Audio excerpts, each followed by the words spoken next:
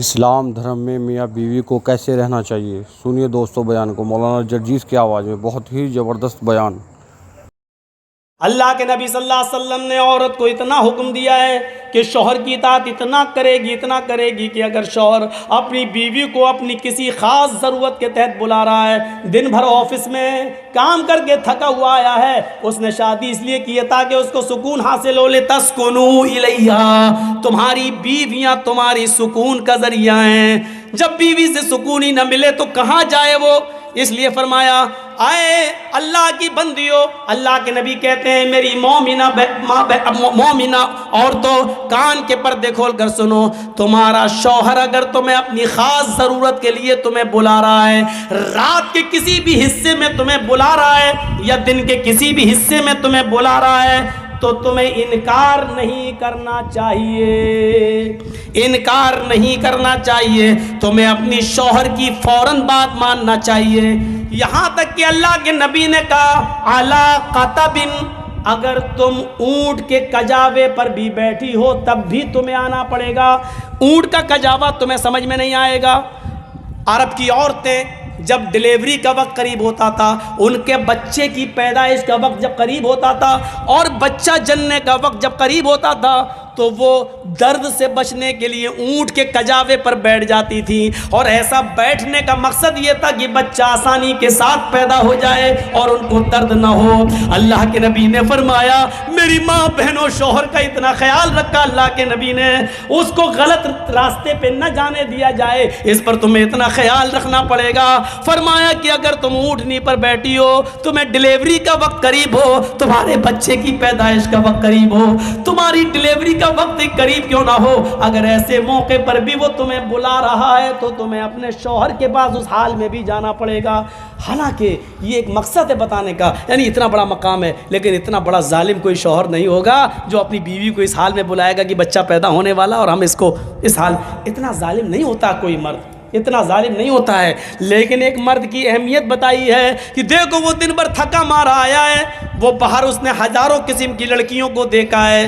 اس کا دل بہک بھی سکتا ہے، پھسل بھی سکتا ہے، اس لیے اس کو سب سے زیادہ گھر آنے کے بعد تمہارے سکون کی ضرورت ہے۔ سنو میری، اللہ کے نبی نے فرمایا سنو اللہ کی بندیو، تمہارا شوہر اگر تمہیں اس حال میں بلاتا ہے کہ تم چولہے پر بیٹھی ہو، روٹی پکا رہی ہو، تب بھی تمہیں سب کچھ چھوڑ کے آنا پڑے گا۔ روٹی جلتی ہے تو جل جائے، ہانڈی میں گوشت پکتا ہے، جلتا ہے تو جل جائے، جلدی سے گیس چولہا بند کرو اور اپنے شوہر کے پاس جاؤ، فوراً تمہیں اس کا حکم ماننا پڑے گا۔ حالانکہ اتنا بڑا ظالم بھی کوئی نہیں ہوگا جو یہ کہے گا کہ روٹی چھوڑ کے آ،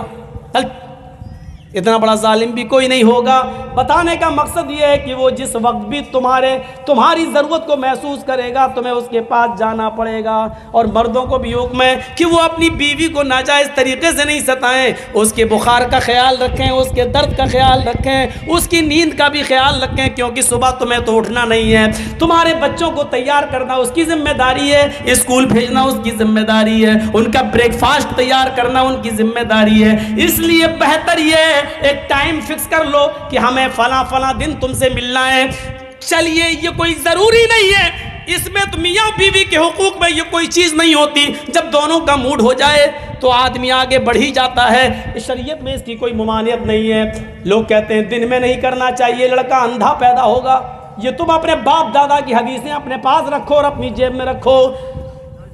اللہ کے رسول نے تو عورت کو حکم دیا ہے کہ نفلی روزہ تم اپنے شوہر کی اجازت کے بغیر نہیں رکھ سکتی ہو سکتا ہے کہ دن میں تمہارے شوہر کو تمہاری ضرورت پڑ جائے اور تم کہہ دو میں روزے سے ہوں، اور اس کے دل میں آگ لگ جائے، پھر وہ غلط راستے تلاش کرتا پھرے۔ اس کا مطلب یہ ہوا کہ دن کے بھی کسی حصے میں شوہر اپنی بیوی سے ہم بستری کر سکتا ہے۔